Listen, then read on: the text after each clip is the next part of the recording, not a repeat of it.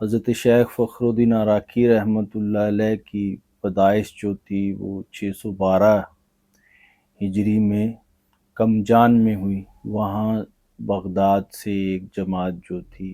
وہ ادھر ملتان کی طرف آئی، تو ان کے ساتھ یہ یہاں حضرت بہاؤالدین زکریا رحمۃ اللہ علیہ کے پاس آ گئے۔ را منع است او را منع نیست، کہ میں جن چیزوں سے تمہیں منع کرتا ہوں وہ تمہارے لیے منع ہے، اس کے لیے منع نہیں ہے۔ وہ ایسا شہباز ہے، وہ ایسا لال ہے، وہ ایسا ہیرا ہے جس میں کوئی کسی قسم کا جو نقص نہیں ہے۔ سر بسر از لطف جانی سا کیا، خوشتر از جاں چیست آنی سا کیا۔ یہ جان تبھی کام آئے گی جب تمہارے اوپر قربان ہو جائے گی۔ اعوذ باللہ من الشیطان الرجیم، بسم اللہ الرحمن الرحیم۔ رب اشرح لی صدری ویسر لی امری واحلل عقدۃ من لسانی یفقہوا قولی۔ صدق اللہ العلی العظیم۔ مولایا صلی وسلم دائما ابدا علی حبیبک خیر الخلق کلہم۔ آج ہم جس شخصیت کو پڑھنے جا رہے ہیں وہ شخصیت ہماری صوفی روایت میں انتہائی اہم شخصیت ہیں، جنہوں نے ہماری صوفیانہ روایت میں رہتے ہوئے جو کام کیا ہے وہ نہایت اہم کام کیا ہے۔ وہاں انہوں نے ہماری جو عرفانی روایت ہے، شعری روایت ہے، کلاسیکی روایت ہے صوفیانہ، اس کو بھی بھرا ہے، اور پھر اپنی نثر کے ساتھ ہمارے ہاں جو شیخ ابن العربی رحمۃ اللہ علیہ کی جو وحدت الوجودی تشریحات تھیں ان کو بھی ہمارے سامنے رکھا۔ یہ شخصیت اپنے بہت سے پہلو رکھتی ہے۔ اس سے مراد حضرت شیخ فخر الدین عراقی رحمۃ اللہ علیہ ہیں۔ حضرت شیخ فخر الدین عراقی رحمۃ اللہ علیہ کی پیدائش جو تھی وہ 612 ہجری میں کمجان میں ہوئی۔ 7ویں صدی ہجری کے یہ بہت بڑے شاعر ہیں۔ 7ویں صدی ہجری ایسی صدی ہجری گزری ہے جس میں ہماری صوفی روایت کے بہت بڑے جو اکابر صوفیاء، خاص طور پر جو ہماری کلاسیکی شاعری کے جو صوفیاء تھے، یہ ان کا دور ہے۔ اسی میں ہی حضرت مولا روم پیدا ہوئے ہیں، یہی حضرت شیخ فرید الدین عطار کا دور ہے، یہی حضرت شیخ محمود شبستری کا دور ہے۔ جتنے بھی بڑے صوفی شعراء ہوئے ہیں وہ اس 7ویں صدی ہجری میں ہوئے ہیں، اور یہ صدی جو ہے وہ بھری ہوئی ہے۔ اسی میں ہی حضرت شیخ فخر الدین عراقی رحمۃ اللہ علیہ پیدا ہوئے، اور آپ کا انتقال بھی اسی صدی کے اواخر میں 688 ہجری میں ہوا۔ تو آپ نے بڑا کام کیا ہماری صوفی روایت میں رہتے ہوئے۔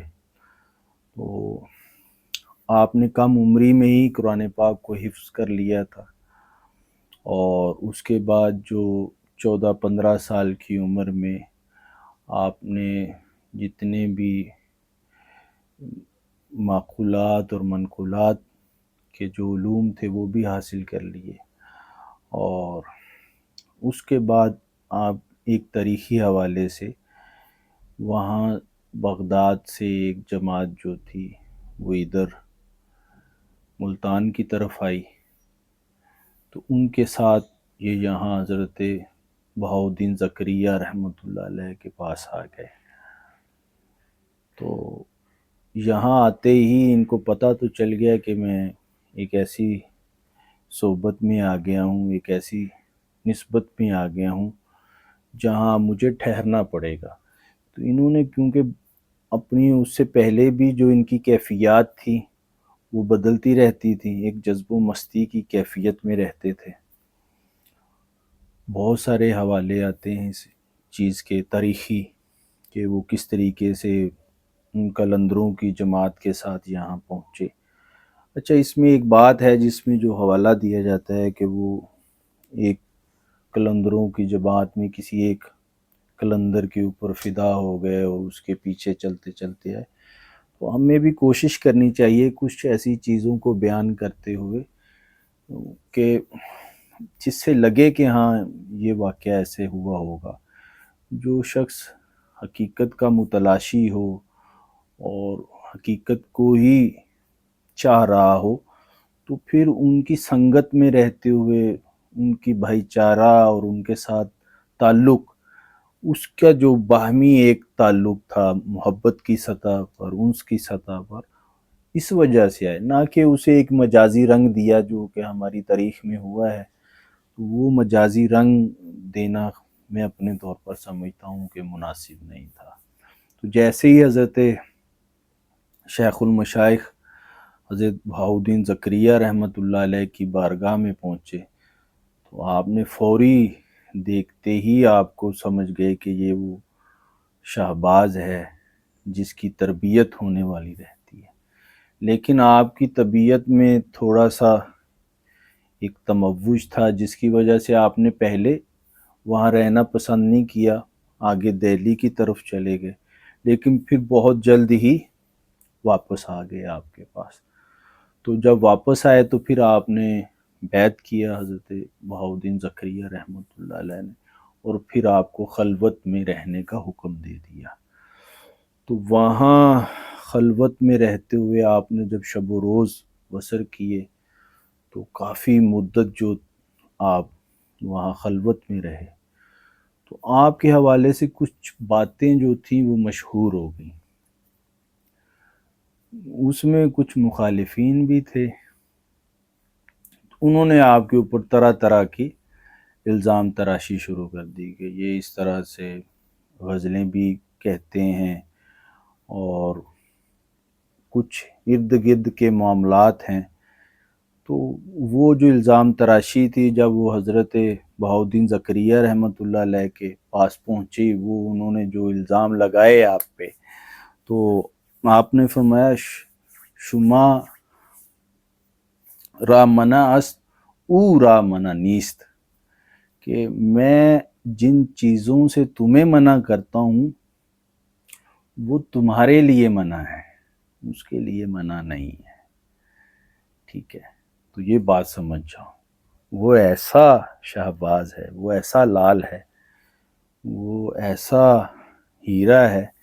جس میں کوئی کسی قسم کا جو نقص نہیں ہے۔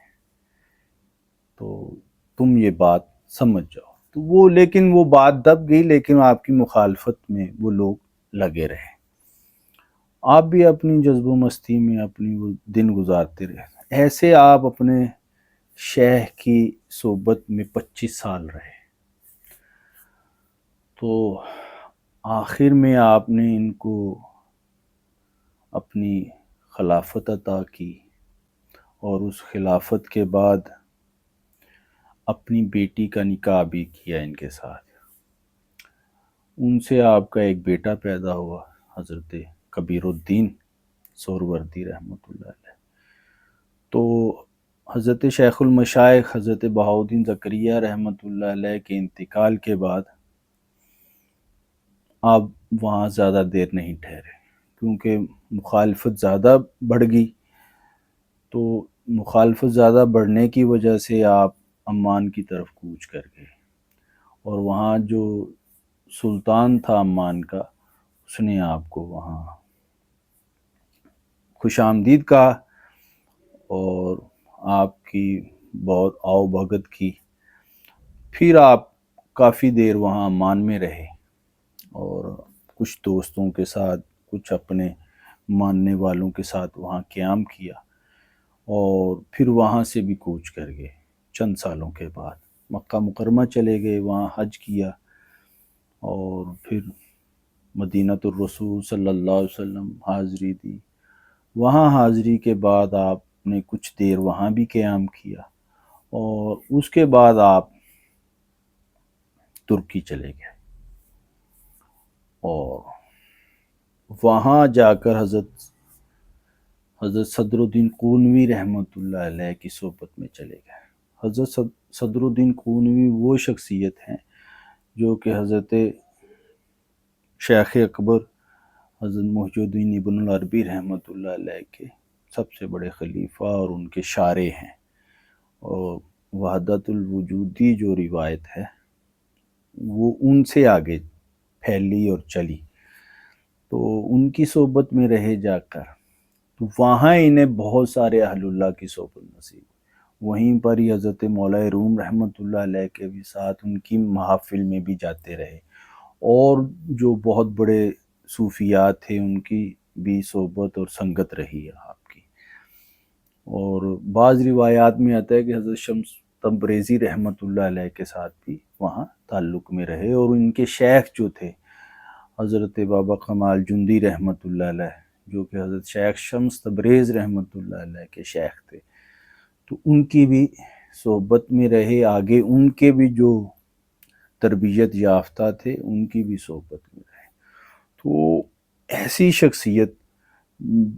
جو اکابر صوفیاء کی صحبت میں بھی رہے، اور خود بھی اس سفر میں وہ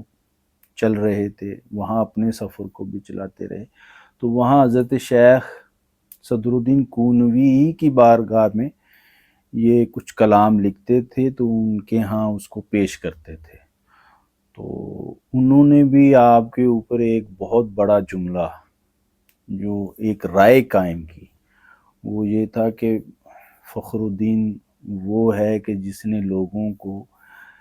راز سے آشنا کیا ہے، بہت سارے راز جو ہیں وہ فخر الدین عراقی کے ذریعے سے آشکار ہوئے ہیں، اور فرماتے ہیں کہ یہ وہ راز تھے جو کہ فصوص الحکم کے اندر چھپے ہوئے تھے، تو اصل میں وہ فصوص کا لب لباب ہے، تو اس لب لباب کو جو آپ نے سامنے رکھا،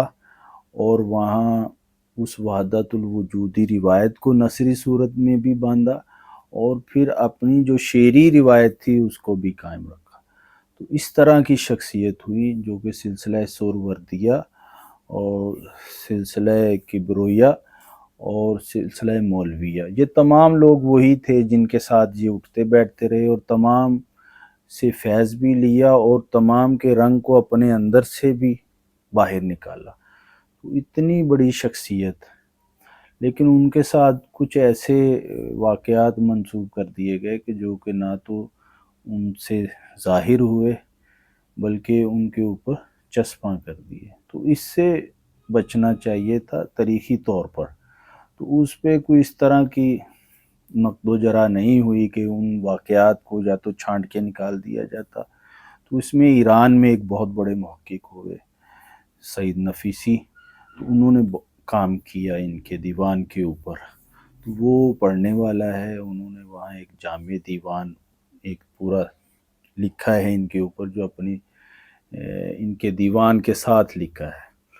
تو وہ پڑھنے والا ہے، اور ان کے دیوان کی جتنی بھی جدید ترتیب اور تدوین ہوئی ہے وہ انہی کی وجہ سے ہوئی ہے، تو وہ بھی پڑھنے والا ہے، جس میں ان کے سارے احوال اور آثار جو ہیں وہ انہوں نے جمع کیے ہیں۔ تو یہ اتنی بڑی شخصیت ہیں جنہوں نے اپنے علم سے بھی لوگوں کے دماغوں کو روشن کیا، اور اپنی قلبی فیض سے بھی لوگوں کو وہاں جذبات اور احساسات کی سطح پر بھی ان کو بھر کے رکھا، اور پھر وہاں اسرار کی سطح پر بھی لوگوں کی روحوں کو وہاں تر و تازہ رکھا، تو اتنی بڑی شخصیت ہیں حضرت شیخ فخر الدین عراقی کہ ان کا کلام جو ہے وہ بہت اعلیٰ کلام ہے۔ اس میں آپ نے شاعری میں آنے والے جتنے بھی محاسن ہیں وہ سارے بھرے ہیں، وہاں ظاہری، باطنی، ذہنی، اور ایک ایسا شخص جس نے زندگی کو بہت قریب سے دیکھا ہے۔ آپ نے زندگی کے واقعات جو ہیں وہ بھرے پڑے ہیں، اور وہ زندگی ایسی زندگی ہے کہ جو مختلف مشکلات میں گھری ہوئی ہے، اور اسی جذب و مستی میں یہ سفر کرتے رہے ہیں، اور وہ سارے واقعات جو ہیں وہ ذہنی نہیں ہیں۔ ان کی جتنی بھی واردات ہیں وہ ذہنی نہیں ہیں، مشاہداتی ہیں، تجرباتی ہیں۔ تو یہ بڑا کام ہوتا ہے کہ آپ کے اوپر جو واردات ہو رہی ہے وہ نفسیاتی سطح پر محدود نہیں رہے گی۔ تو ہماری صوفی روایت میں جتنے بھی بڑے شعراء ہوئے ہیں، ان کا سب سے بڑا کمال یہ ہے کہ ان کی جتنی بھی واردات ہیں ان کے اوپر جو ہوتی ہیں، جتنے بھی تخیلات ہیں، وہ نفسیاتی نہیں رہے۔ یہ خود بھی نفسیاتی سطح پہ ان چیزوں کو نہیں دیکھتے تھے، ان کی کوشش ہوتی تھی کہ ان تمام چیزوں کو اپنی مشاہداتی اور تجرباتی سطح پر پرکھا جائے، اور اس کو اس جگہ پر لا کر، اور اس میں سے نکلنے والا جو علم الیقین ہے، اس سے پیدا ہونے والے جو اسرار ہیں وہ لوگوں تک پہنچائے جائے۔ تو ان میں سے حضرت شیخ عراقی رحمۃ اللہ علیہ بھی ایک ایسی شخصیت ہے جنہوں نے اپنے ان تمام شعری جو ان کے صنفیں تھیں، ان تمام چیزوں میں یہ رنگ بھرے ہیں کہ وہاں اپنے آپ کو گم، سرمست اور بے خود دکھایا ہے، اور وہ تھے بھی ایسے ہی۔ اور وہاں اس تمام زندگی میں جو ان کے اوپر مختلف واردات گزری، مختلف احوال جو ان کے اوپر پیدا ہوئے، جن جن مقامات سے وہ گزرتے چلے گئے، ان کو اپنی شعری صنف کا حصہ بناتے چلے گئے۔ تو یہ بڑا کام کیا انہوں نے۔ اور پھر لمحات کی صورت میں جو انہوں نے وہاں ایسی ایک تصنیف تھی کہ جس میں سے سلسلہ سہروردیہ میں حضرت بہاؤالدین، حضرت شیخ شہاب الدین رحمۃ اللہ علیہ کی عوارف المعارف کے بعد جو سب سے معتبر کتاب ہے وہ آپ کی کتاب ہے، جو کہ بہت خانقاہوں میں، بہت سی خانقاہوں میں پڑھائی بھی جاتی رہی ہے پہلے کے ادوار میں۔ اب تو یہ چیزیں ختم ہو کے رہ گئی ہیں، پہلے یہ چیزیں تھیں ہمارے ماحول میں، اب یہ نکل چکی ہیں۔ اور اگر آج بھی ہم کوشش کریں اور اس نئی نسل کو ان چیزوں پہ لگا دیں اور وہ ان چیزوں کو سمجھ لیں، تو کوئی شک نہیں ہے کہ آج بھی اچھے ذہن پیدا ہو سکتے ہیں۔ بس یہ ہے کہ کوشش ضروری ہے، اور اس میں ہم یہ کوشش کرتے رہیں کہ ان کے احوال اور ان کی طرف سے ملنے والے اثرات وہ اس نسل تک پہنچائیں، اور خود بھی اس سے لیں۔ یعنی کہ پہنچانے میں یہ نہیں ہے کہ ان تک ہی پہنچاتے رہیں اور خود کو وہاں سے غائب کر لیں۔ پہلے خود کو وہاں پر رکھیں اور ان چیزوں کو اپنے اندر پیدا کریں، پھر دوسروں تک وہ چیز لے کر جائیں۔ تو آج جو ہے ان کی سوانح حیات کے حوالے سے ہی ہم گفتگو کریں گے کہ انہوں نے اپنی زندگی کو کس طریقے سے گزارا ہے اور کس طریقے سے بسر کیا ہے۔ تو یہ ایک مختصر سے یہ ان کے احوال ہیں، اس میں اور بھی بہت ساری باتیں جو ہیں وہ داخل ہو سکتی ہیں، لیکن آگے کوشش کرتے ہیں کہ ان کی ایک غزل ہے، اس میں سے چند ایک اشعار جو ہیں وہ کر لیں، تاکہ ایک بسم اللہ بھی ہو جائے، شروعات بھی ہو جائے۔ تو آگے جو باقاعدہ جو ہے ان کا ایک سلسلہ چلے گا، ان کے دیوان سے مختلف جو ان کی غزلیں ہیں، قصائد ہیں، وہ ہم لیں گے انشاءاللہ، اور اس کو آگے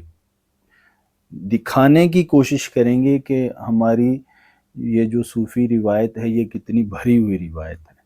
یہاں کوئی جاہل نہیں ہے، ایسے لوگ جو تربیت یافتہ تھے وہ کوئی قبر پرست نہیں تھے، وہ نہ تو کسی قبر کی پرستش کرتے تھے، نہ ہی وہ کسی ایسی ما فوق الفطرت چیزوں پر یقین رکھتے تھے جو اپنی اصل نہیں رکھتی۔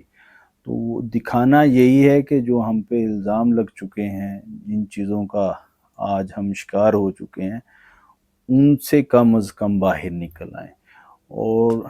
بہت ساری جاہلیت جو ہے، یہ جو کہ صوفی روایت کے ساتھ جڑ گئی ہے، اس کو بھی تھوڑا اس کو ہٹایا جائے، اور یہ گرد و غبار اگر کچھ چھٹ گیا تو اس میں کچھ ذہن ابھی بھی موجود ہیں کہ جو اگر اس کی اصل تک پہنچ گئے تو باقیوں کے لیے بھی وہ رہنمائی کا کام کریں گے، روشنی کا کام کریں گے۔ تو آج ایک غزل کے چند ایک اشعار جو ہیں وہ کرتے ہیں۔ جو یہ پہلی غزل ہے وہ اس کا پہلا ہی مطلع ہے: سر بسر از لطف جانی ساکیا، سر بسر از لطف جانی ساکیا، خوشتر از جاں چیست آنی ساکیا۔ فرماتے ہیں کہ یہ ہمارے محبوب حقیقی کا فیض ہے، اس کا لطف ہے کہ اس نے ہمیں اپنی شراب معرفت پلا دی ہے۔ وہ ساقی ایسا ساقی ہے جس نے ہم پر ایسا انعام کیا ہے کہ ہمیں بھی اپنی معرفت کے لیے چن لیا ہے، ہمیں بھی جذب و مستی کے لیے چن لیا ہے، ہمیں بھی ان اسرار اور احوال کے لیے چن لیا ہے جس سے بہت ایسے لوگ تھے جن کو اس نے دور رکھا۔ فرماتے ہیں کہ یہ اس کا لطف ہے، یہ اس کا کرم ہے، یہ اس کی رحمت ہے کہ اس نے ہمیں بھی وہاں اپنے چاہنے والوں میں رکھ لیا، اپنے ماننے والوں میں رکھ لیا۔ تو یہ سارا کا سارا اس کا کرم ہے، اس کی رحمت ہے، اس کا فضل ہے، اس کی عنایت ہے۔ تو فرماتے ہیں اے ساقیہ، یہ اگر تیرا لطف و کرم نہ ہو تو ہم کیا ہیں؟ کچھ بھی نہیں۔ ہم تو سوائے مٹی کے ڈھیر کے، خاک کے ڈھیر کے اور کچھ بھی نہیں ہے۔ سر بسر از لطف جانی ساکیا، خوش تر از جاں چیز دانی ساکیا، کہ یہ جان کیا ہے جو اگر تم پہ قربان ہو جائے۔ یہ جان تبھی کام آئے گی جب تمہارے اوپر قربان ہو جائے گی، تو وہی جان جان ہے جو تم پر قربان ہو جائے، کیونکہ یہ معرفت تو نے ہمیں عطا کر دی ہے، یہ جان بھی تو نے ہمیں عطا کی ہے، یہ پہچان بھی تو نے ہمیں عطا کی ہے، تو اب بہتر ہے کہ یہ جان بھی تم پر قربان ہو جائے۔ تو یہ جان بھی کیا جان ہے؟ کچھ بھی نہیں۔ 1000 جانیں بھی ہم تم پر قربان کرتے تو یہ کم ہے، اور جتنی بھی جانیں قربان کرتے چلے جائیں وہ کم ہے۔ تو فرماتے ہیں سر بسر از لطف جانی ساکیا، خوش تر از جاں چیز آنی ساکیا۔ آگے فرماتے ہیں میل جہاں جملہ سوئے روئے توست، رو کے شیریں دلستانی ساکیا۔ ہماری جان جو ہے وہ تمہارے ہی رخ کی طرف رخ کیے ہوئے ہے، وہ تمہارے ہی چہرے کی طرف مائل ہے، اس کو دیکھنے کے لیے، اس کے اندر سے اپنے جذبات اور احساسات کی تسکین کرنے کے لیے۔ تو فرماتے ہیں، اب خود کو ہی فرماتے ہیں کہ چل اس طرف چل۔ وہ ایسا محبوب ہے کہ جس سے ہماری تمام جو ذہنی، شعوری، قلبی اور روحانی تسکین ہے وہ اس کو دیکھنے سے ہو جاتی۔ وہ ایسا ساقی ہے کہ جس کو دیکھنے سے ساری تسکین ہو جاتی، جس کو دیکھنے سے ساری پیاس بجھ جاتی ہے، جس کو دیکھنے سے ساری مستی جو ہے وہ مل جاتی ہے، جس کو دیکھنے سے ہی وہ ہر چیز جو ہم میں کمی میں واقع ہو چکی تھی وہ بھر جاتی ہے۔ تو آگے فرماتے ہیں بر لبے خود بوسدے آگے بے، بر لبے خود بوسدے آگے بے، ذوق آب زندگانی ساکیا۔ فرماتے ہیں کہ اب وہ خود ہی اپنے، جب تو اس کے ساتھ تعلق میں آ گیا تو جب اب تو خود اپنے ہی لب کو بوسہ دے گا تو پھر کیا دیکھے گا؟ ذوق آب زندگانی ساکیا۔ تو اس ذاکی کی طرف سے ملنے والی وہ جو ایک نہ مٹنے والی جو زندگی ہے، وہ پانی، وہ آب جو تمہیں ہمیشہ ہمیشہ کی سرابی عطا کر دے گا، وہ پی لے گا۔ اور از لطافت در نیابد کستورا زاں یقینم شد کے جانی ساکیا۔ تو فرماتے ہیں جس نے تمہاری اس لطافت کو چکھ لیا، اب کیا ہے کہ اسے یقین حاصل ہو گیا کہ ہاں یہی وہ محبوب ہے جس کو ہم چاہ رہے تھے، جس کے ہم شیدا تھے، جس کے عشق میں ہم مبتلا تھے۔ تو ایسا کیا، تو نے ہمیں وہ معرفت عطا کر دی ہے، وہ لطافت عطا کر دی ہے کہ ہمارے اندر اب پڑے ہوئے جتنے بھی تصورات تھے، جتنے بھی معاملات تھے، وہ یقین کی صورت میں ہم میں پیدا ہو چکے ہیں۔ تو آخر میں فرماتے ہیں نیز در عالم عراقی را دمے بر لبے تو کامرانی ساکیا، کہ اس عالم میں اگر عراقی کے پاس اس کے لب کا کوئی بھی، یعنی کہ اس کے فیض کا کوئی بھی جو حصہ ہے وہ پہنچ گیا تو وہ سمجھے گا کہ وہ کامیاب ہو گیا۔ تو اللہ رب العزت سے دعا ہے کہ اللہ پاک حضرت شیخ